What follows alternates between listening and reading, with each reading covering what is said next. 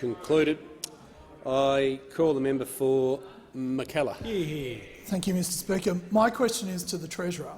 Can the Treasurer tell us how the Morrison government is ensuring that the budget is prepared to deal with any economic impacts from the coronavirus? Is he aware of any alternative policies? The Treasurer has the call. Thank you, Mr Speaker. I thank the member for McKellar for his question.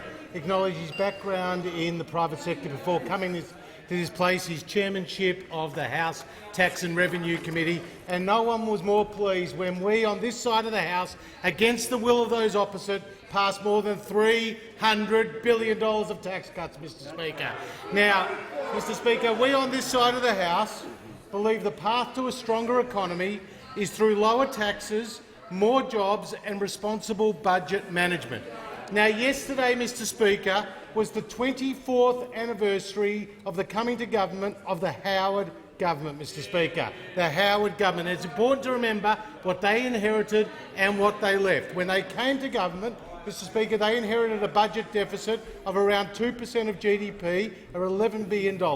By the time they left office, Mr Speaker, they left a budget surplus. Just if the Treasurer could pause for a second and the member for Gorton could stop interjecting. As I've said repeatedly, we're just falling into bad habits here. I've listened to the question carefully. He can obviously give some context and some comparison. And as much as I was a part of the Howard government, the question didn't ask him about that. It asked him about the government's policies and any alternatives to them. The Treasurer has the call. Thank you, Mr Speaker. I was explaining the importance of responsible budget management where the Howard government left a pristine balance sheet. Now, when we came to government, we inherited a fiscal mess. There was a deficit of $48.5 billion, of around 3% of GDP. Now we have the first balanced budget in 11 years, Mr Speaker.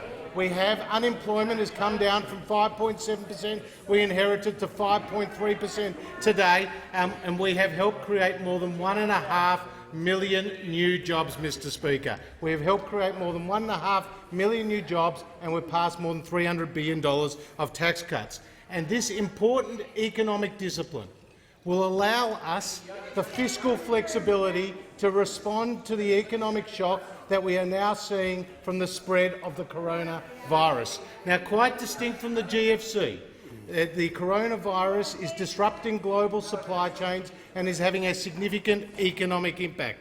Now, overnight, the OECD singled out Australia and Germany as two countries which could introduce additional economic measures without endangering debt sustainability, Mr Speaker. Now, that was the OECD talking about the importance of maintaining those fiscal buffers. Now, I'm asked about alternative approaches. We know that those opposite, when they were last responding to an economic shock, we saw that they spent money on pink bats, Mr Speaker, and overpriced school halls, and most recently took $387 billion of higher taxes to the last election, Mr Speaker.